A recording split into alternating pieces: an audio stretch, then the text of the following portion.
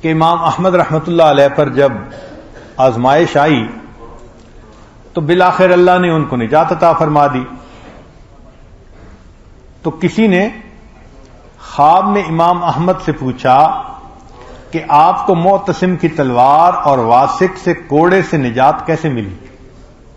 آپ کو معتصم کی تلوار اور واسق کے کوڑے سے نجات کیسے ملی؟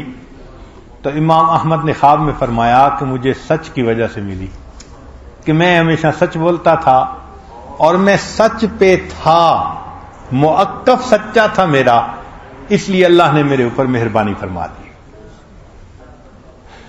ہمارے حضرت رحمۃ اللہ علیہ فرمایا کرتے تھے کہ جس انسان کی زندگی سے جھوٹ نکل جاتا ہے، سچ بولتا ہے، اس کو اللہ وہ مرتبہ دیتے ہیں کہ اگر اس کی زبان سے کوئی لفظ نکل جاتا ہے اللہ اس کو بھی پورا فرما دیتے ہیں، پورا فرما دیتے ہیں. فتح موسی رحمۃ اللہ علیہ لوہار کا کام کرتے تھے، تو بیٹھے کام کر رہے تھے تو کوئی نوجوان آیا، اس نے کہا کہ صدق کسے کہتے ہیں؟ تو فتح موسی رحمۃ اللہ نے جلتی آگ کے اندر ہاتھ ڈال کر نکالا اور کہا صدق کس کو کہتے ہیں؟ جب انسان کے اندر صدق ہوتا ہے تو پھر اللہ رب العزت اس کی یوں حفاظت فرما دیتے ہیں. حضرت شیخ الحدیث رحمۃ اللہ نے واقعہ لکھا ہے نا، ایک آتش پرست تھا، تو مسلمان بزرگ تھے، اللہ والے تھے، انہوں نے اس کو بہت سمجھایا کہ بھئی آگ خدا نہیں، تم اس سے توبہ کرو اور جو صحیح ایک خدا ہے اس پر ایمان لاؤ. وہ بحث کرتا رہا. انہوں نے بالآخر سوچا کہ یہ شاید سیدھی انگلی سے گھی نہیں نکلے گا، ٹیڑھی انگلی سے نکالنا پڑے گا. ان کا اچھا دیکھو، آپ آگ کو پوجتے ہو نا، وہ تمہارا خدا ہے، تو میں اور آپ مل کے آگ میں ہاتھ ڈالتے ہیں، اور جو سچا ہوگا اس کا ہاتھ نہیں جلے گا، جو جھوٹا ہوگا ہاتھ جل جائے گا. تو وہ ذرا گھبرایا. تو یہ مسلمان بزرگ جو تھے یہ سمجھ گئے کہ اب ڈر رہا ہے. آگ جل رہی تھی، انہوں نے زبردستی اس کا ہاتھ پکڑا اور پکڑ کے کھینچا اور آگ کے اندر ڈال دیا. اب اللہ کی شان کہ آگ نے دونوں میں سے کسی کا ہاتھ نہیں جلایا. تو وہ جو بزرگ تھے وہ دل میں بڑے غمزدہ، یا اللہ میں اسلام پہ تھا، سچ پہ تھا، میرا ہاتھ تو نہ جلتا مگر اس کا ہاتھ تو جلنا چاہیے تھا، یہ تو جھوٹ پہ ہے، باطل پہ ہے. تو جب انہوں نے دل میں یہ سوچا، اللہ نے الہام فرمایا، اے میرے پیارے، ہم اس کے ہاتھ کو کیسے جلا دیتے جبکہ اس کے ہاتھ کو آپ نے پکڑا ہوا تھا. ہم اس کے ہاتھ کو کیسے جلا دیتے جب اس کے ہاتھ کو آپ نے تھاما ہوا تھا.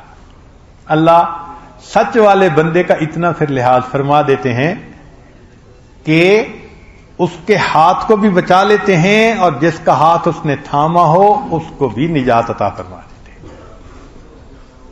سچ کے اوپر انسان ڈٹ جائے. اس لیے مشائخ نے فرمایا، من صدقنی فی سریرتہ صدقتہ فی علانیتہ عند خلقی.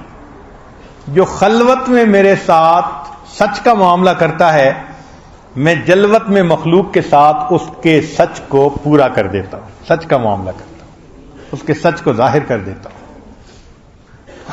اگر ہم چھپے گناہوں سے بچیں، کیونکہ آج کل تو ہم گناہوں سے یہ بچتے ہیں کہ مخلوق کو پتہ نہ چلے. جہاں ایسی صورتحال ہو کہ کسی کو پتہ نہیں، وہاں گناہ کرنا بہت آسان. نیٹ پہ بیٹھو، گھنٹہ بیٹھ گئے، 2 گھنٹے بیٹھ گئے، صرف اتنا ہوتا ہے کہ کوئی دیکھ نہ لے، کوئی ہسٹری چیک کرنے والا نہ آ جائے.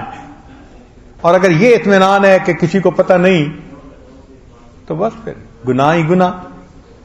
تو ہمارا گناہوں سے بچنا مخلوق کی وجہ سے ہے. ابھی ایک درجہ آگے ہے، اللہ کی خاطر گناہ سے بچنا. ہم ابھی وہاں نہیں پہنچے. اگر وہاں پہنچتے تو ہم خلوت اور جلوت دونوں میں گناہوں سے بچتے ہیں. تو منزل تو ابھی دور ہے.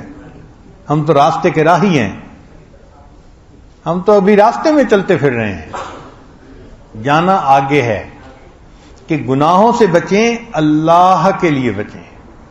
جو اللہ کے لیے گناہوں سے بچنے لگ جاتا ہے پھر اللہ رب العزت اس کے ساتھ سچ کا معاملہ فرماتا ہے. زبان سے نکلی ہوئی بات اللہ پوری فرما دیتا ہے.